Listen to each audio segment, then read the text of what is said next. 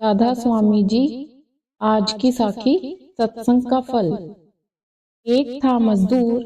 मजदूर तो था, साथ ही साथ किसी संत महात्मा का प्यारा भी था।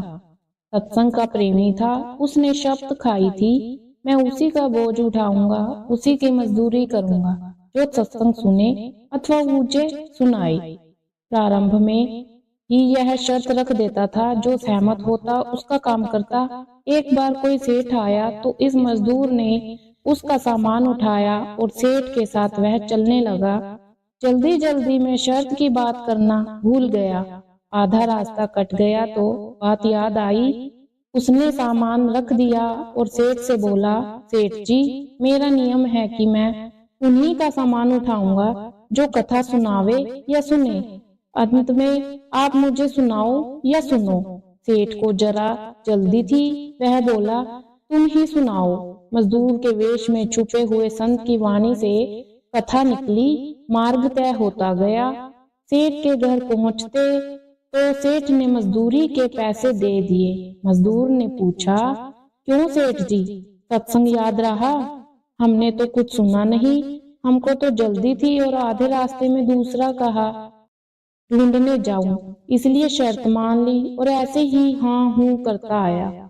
हमको तो काम से मतलब था, कथा से नहीं।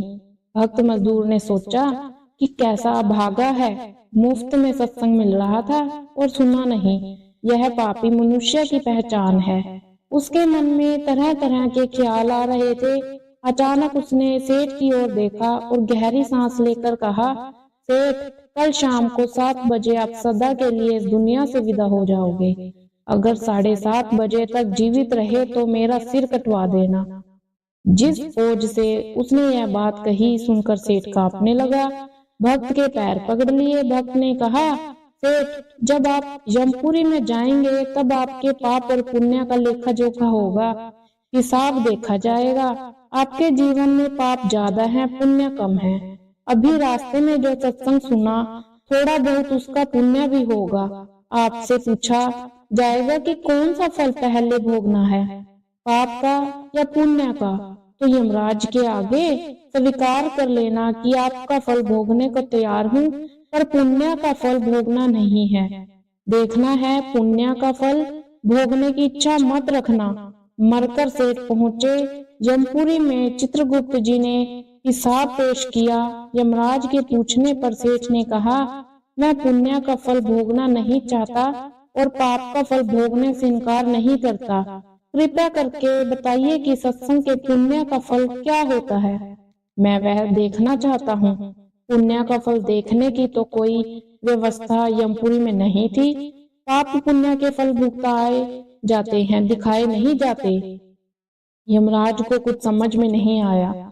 ऐसा मामला तो यमपुरी में पहली बार आया था। यमराज उसे ले गए धर्मराज के पास। धर्मराज भी उलझन में पड़ गए।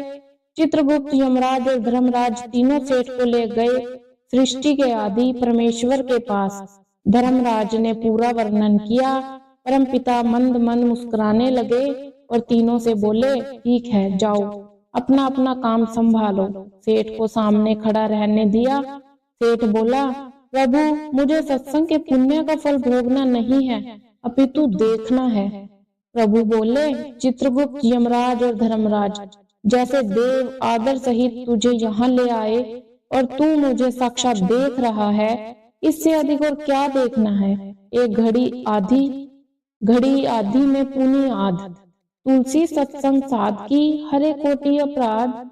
जो 4 कदम चल कर के सत्संग में जाता है तो यमराज की भी ताकत नहीं उसे हाथ लगाने की। सत्संग श्रवण की महिमा इतनी महान है। सत्संग सुनने से पाप ताप कम हो जाते हैं। पाप करने की रुचि भी कम हो जाती है। बल बढ़ता और दुर्बलताएं दूर होने लगती हैं। यह साखी बुल्ले शाह जी की हुई। राधा स्वामी जी। अगर आपको हमारी साखी अच्छी लगे तो हमारे चैनल को सब्सक्राइब करना, ऐसे ही प्यार बनाए रखना।